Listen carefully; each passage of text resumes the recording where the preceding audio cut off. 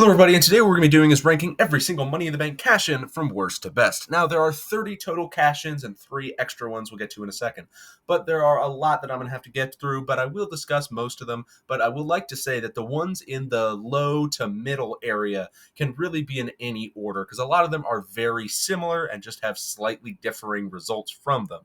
So if you want to say that what I put as my number, like 18, is also the same as my number 24, they can really be interchangeable in any real order. So I just wanted to say that because it doesn't really matter where they go. But we do have 3 extra things I would like to mention that are Money in the Bank adjacent that I figured I would talk about, but not rank necessarily. So there are 3 cash-ins that weren't really cash-ins. Now, one of them we all might know, which is Asuka, who never cashed in the briefcase, but was just awarded the Raw Women's title because Becky Lynch was going off to be pregnant. I figured I would mention that. It's not on the list, but it is technically a cash-in, so she just got the title. That doesn't really mean anything. Just would like to mention it. And then there were 2 cash-ins they happened, but then they never happened. So Daniel Bryan and The Miz both tried to cash in, but for one reason or another had their cash-ins revoked. And for Miz, it was because John Morrison cashed in for him. And for Bryan, it's because the guy he cashed in on, Mark Henry, was not clear to compete. So the GMs both revoked those decisions and just gave the briefcases back to them so they could cash in again at another opportunity. And of course, they did both end up winning their titles. But at the same time, just thought I'd mention them. Yes, they did happen, but no, they won't be on a ranking. They're just kind of vaguely adjacent to the list, if you want to say so. But we do have 30 to get through, so let's get started with number 30. At number 30, we have A-Town Down, screaming out loud. It's Austin Theory, who cashed in on the United States champion Seth Rollins and lost after Bobby Lashley attacked him mid-match, which Seth capitalized on with a stomp and the victory. This was a really useless moment because as you watch the match, Seth has been beat to hell by Bobby. Then he gets into the match and gets hit with every move under the sun and keeps kicking out, a lot similar to another match we'll get to much higher up on the list. And it just does nothing for Theory, who's just kind of been on a decline since. Like, yes, he won the U.S. title a few times, but, he beat John Cena, meant nothing. He lost the title to Rey Mysterio, the last one that he had, and that really just came out of nowhere. And then, let's see, now he's in a tag team with Waller, which basically means nothing. And it's just not been a great run for him overall. Yes, he's won the tag team titles now, but at the same time, I don't think this elevated him as it should have into that world title contender, which he was way too young for at the moment. But if you give him a few more years, I could definitely see him going up there. But as a cash-in, it wasn't a good moment. It didn't help him in anywhere, and he lost, which is the worst part of it all in my eyes. Then we move on to number 29, which is Baron Corbin, who lost in 7 seconds to Jinder Mahal. What a sentence that is. That is a main event match in 2021. Hear me out, guys. Main event 2021, a world title match in 2017. Whew. That's a real baller there. As John Cena distracted Baron, Jinder came up from behind, 1, 2, 3, and Baron just completely fell off the face of the earth. He was, pretty over because he won the Andre the Giant Battle Royal at WrestleMania, I think 32, or no, 33. Everyone's like, oh, let's go, woohoo, he won. No, it was 32 because Mojo Rawley was 33. He wins that, and then he goes for a year, and he does fine, and then he wins the Money in the Bank, and he's like, oh, awesome, he's going to get a big push, and he just loses to Jinder in 7 seconds, and it just really devalues Baron and the Money in the Bank concept as a whole. This was the first year where women were allowed in, too, which I guess if you want to make the women more seem equal, I guess you can have the men lose, then the women win, because Carmella does end up winning later on down the line. She's a lot higher up on this list. But at the same time, it's not a good cash-in in the first place anyways, so I don't think this helped anybody who was involved in the slightest. Then we move on to number 28, which is Alberto I can't roll my R's, Rio. I don't have anything in my blood to roll my R's. But Alberto Del Rio, he's pretty low on this list. A lot of people have him in the middle or so. But I have a few reasons for this. 1, he's a dick. 2, he ruined CM Punk's victory. And 3, why the hell was Kevin Nash involved? Just randomly he comes out, beats up CM Punk, Del Rio cashes in. Awful. It ruins Punk's win because he just beats Cena. I think it's Cena for the title. And then just loses it. Boom. There you go. Wowzers. It's a terrible cash-in by a terrible dude. Awful.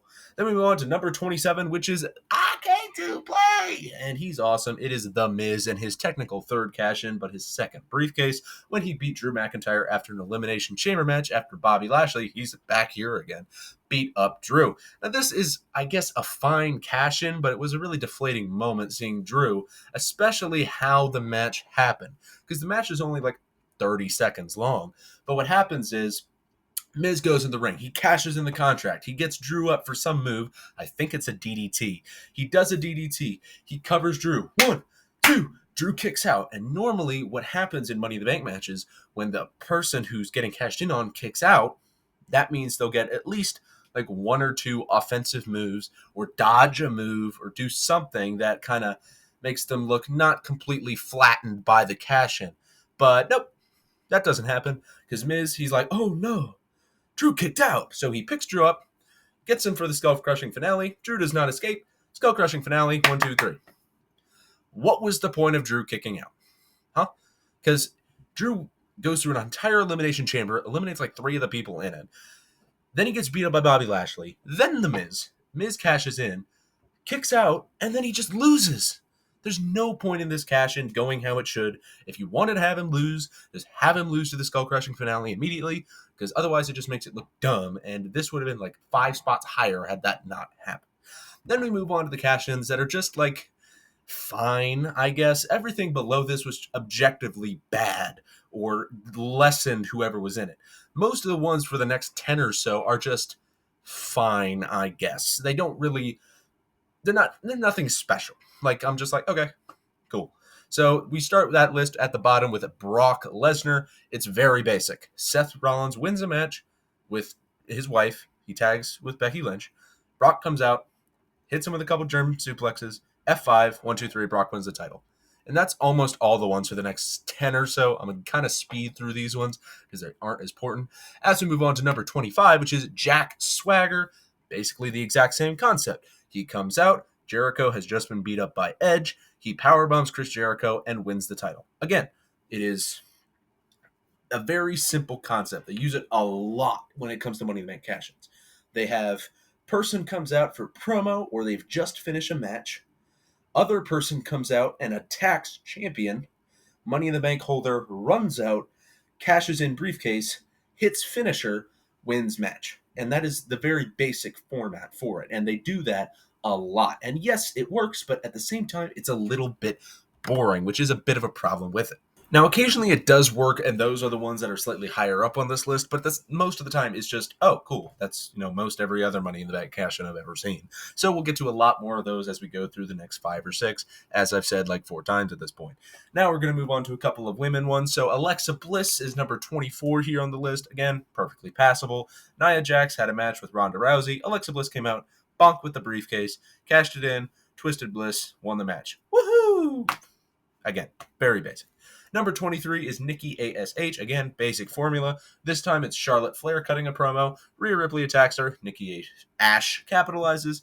We move back into the men with Daniel Bryan's second cash-in as Big Show had just beaten Mark Henry for the World Heavyweight title. Then was cashed in on with a DDT onto a chair, but he did kick out right after the 3. This one's a bit of an odd one because it makes Big Show, I guess, look good, but at the same time is a little wonky, which is why it's a little lower than some people might say, because what happens is Big Show's getting covered like 1, 2, 3 out right at the 3 count or like a half a second afterwards, and it looks a little weird, like he wasn't supposed to win it right there, but he does. Big Show's like, huh? What happened? Right afterwards. He's not, that cartoony, but you get my point. It's just fine, I guess. As I said, these are pretty basic. Then we move back into the women at number 21 with Hey Bailey, who is trying to save Becky Lynch, but also made Charlotte knock herself out with the turnbuckle. So she was like, oh, what a coincidence. Cashed in a briefcase. I don't know what she won with. I think she just pinned her right after that, which is pretty boring. Then we move into number 20. This is a little low. A lot of people might think this is low. Io Sky, I'm sorry, but it's not an incredible cash-in. It's cool, but as a cash-in, and I'm trying to look at these without like any sentimental value towards them, I'm just looking at them purely as a cash-in, unless sentimental value was part of it, if you get what I mean. Like, if you saw, who's a jobber, Kale Dixon win the United States title on an episode of Raw, Like the next episode of Raw, he just wins the US title. You might be going, oh, wow, that's surprising. But if you see someone who's like never won the title before win it, then you'll be like, oh, wow, that's so cool. So when it comes to people like that, yes, I did rank them higher because of that, but I tried not to include it depending on who it was. Back to what I was doing, Io Sky at number 20 here took out Bianca's foes in the previous match, which was Charlotte Flair and Asuka, before Belair fought back a little bit, which is what I enjoy personally, when whoever's being cashed in on fights back. Because otherwise, it's like, oh, you just capitalized on a weak champion. Oh no. But at the same time, it is kind of interesting when the person who's being cashed in on is like, yeah, I still have some fight left in me. Wow, wow, wow. And then there's one a little bit later on, which is much higher up because of that fact. Again, we'll get to that later. But this has a little bit of fighting back from Belair, but Io just tackles the leg, which was injured previously in the match, hits the over the moonsault, and wins the title. Move on to number 19 with Liv Morgan, who ran headfirst at Ronda Rousey, who she cashed in on, was caught in an ankle lock, again, back to that fighting back concept, then rolled out of it, attacked Rousey's knee, then finished her off with, I think, Oblivion, and just pinned her for the win. No, it was a roll-up, which was a little odd, which is why it's a little lower. But at the same time, just a roll-up, fine, wins the belt. Then at this point, we can move on to more interesting ones. Now we have Edge's second cash-in, not his first. This one is against The Undertaker right after a steel cage match with Batista. It's cool enough because Taker doesn't really fight back, but he has a moment where he does. He did this against Roman at WrestleMania 33 as well. So Edge is about to hit him with the spear, which Roman was also coincidentally about to do. He does the sit-up, but he doesn't go all the way up and then just collapses. Then he gets back up, boom, spear by Edge, 1, 2, 3. Simple concept, done really well. Guess who's in it? It's not a surprise there. Move on to number 17, which is CM Punk's first cash-in. This is the basic concept again. Edge was gloating, Batista beat him up, Punk capitalized. This is higher up because it was one of the first times I saw it, and then the more it happened, the lower down on the list it normally went. So if you see that being the case, that is why, because if you eat your favorite food once a week, it's probably going to stay your favorite food. But if you eat your favorite food like 3-4 times a week, it's probably just going to be like a food at some point, right? Same concept applies here. Then we move on to number 16. This is a little high. I've seen a lot of lists that have this really low down, but I think because of the match he has, I think it is acceptable to keep it up here. Damian Sandow at number 16 lost to John Cena on Monday Night Raw. Cena, he's beat up in this match. He is basically a useless left arm and right leg. Still wins somehow. And yeah, this makes Sandow look awful, like he lost to a crippled John Cena. But at the same time, I think as a match and as a moment, I guess it's fine enough. I don't like it as for Sandow because he never really recovered from it until he became Damien Mizdow. But I think as a match, it's fine enough to go right here in the middle slot of these cash-ins. Then we move on to number 15, which is John Cena. He has a match with CM Punk. He pre-announced this one. It was on Raw 1000, but Big Show came in and just made it a DQ finish. I guess, okay, sure, it's a good match before Big Show comes out. I put it a little bit higher because at least it's not a clean loss, I guess. But really, you can switch these two out, and I was thinking about this right before I started recording, which one I was going to have in front. I did end up switching them previously. It was Damien over John. But at the same time, you can really interchange anything from here all the way back down to about Jack Swagger, Brock Lesnar area. So you can flip those really any order you want. Then we move on to the top 14, featuring Carmella at number 14, who beat Charlotte Flair after the Iconics made their main roster debut, beating up Charlotte after a bit of a promo segment. This was cool enough. The first women's Money in the Bank cash-in. This was the highest ranked out of most of the lists I did see. And I think the reason that a lot of people like Edge's first is, yes, it's a cool moment and it's a great cash-in, but it's also the first one, which is, I think, why people have it so much higher ranked. I think the same concept applies here with Carmella, because on the surface, it's a base level, comes out, bonk, cashes in, maybe hits a move, I think she does, and then she wins. But it's the first one, so you got to give it a bit like, oh, cool, a woman did it for once, and yay. Oh, I'm not saying it's bad. I'm just saying It is basic, but it is a first one, and it's good enough. So I'm going to be putting it at 14. Then we move on to number 13 with The Miz's first cash-in back in 2010.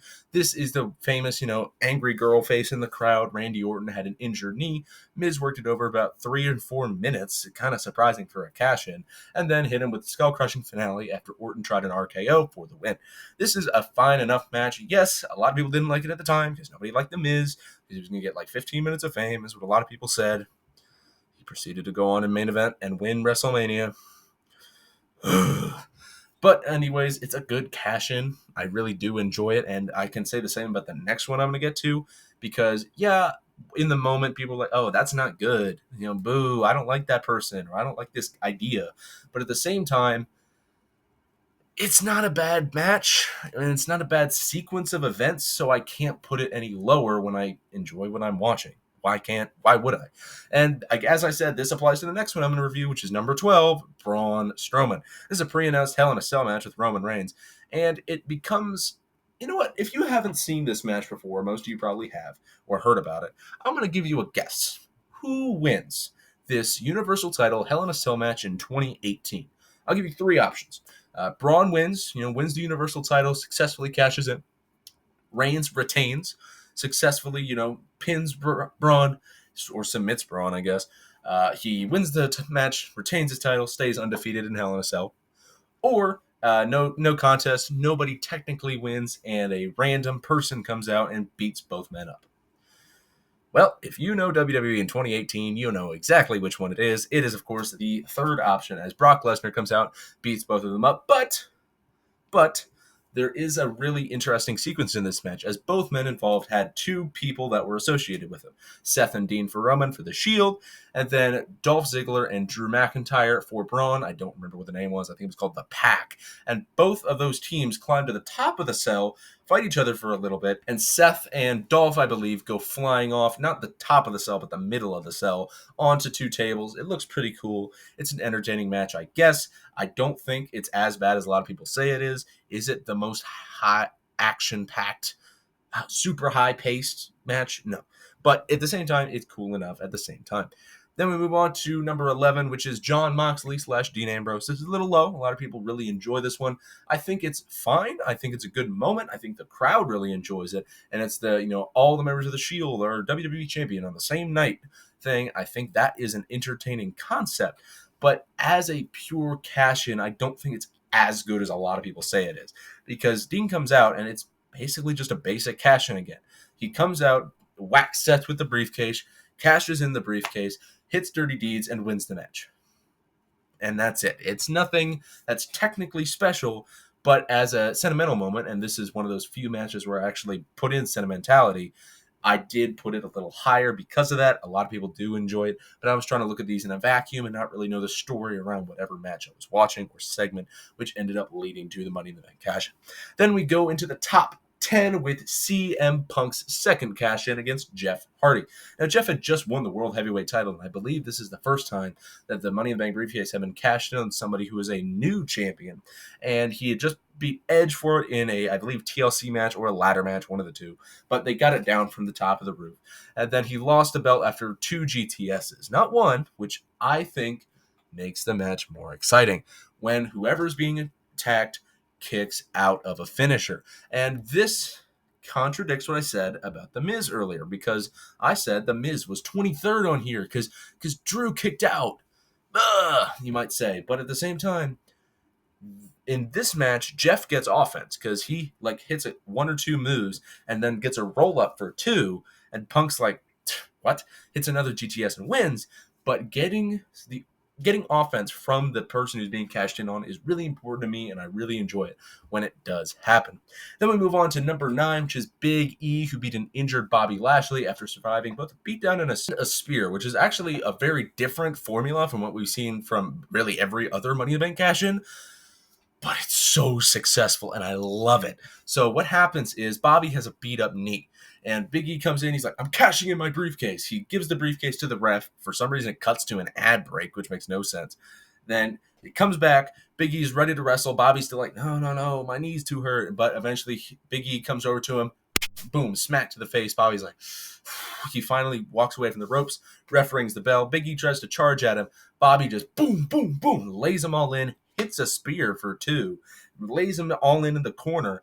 Big E tries the big ending. Bobby gets out of it, hits him more. Then the big ending is just kind of pops out of nowhere after Big E attacks that knee, gets the big ending. Boom, 1, 2, 3, and your new WWE champion. I love this formula because is this guy going to lose the cash in? And this is the best way they've ever done somebody losing their cash in ever. It's awesome how they do this.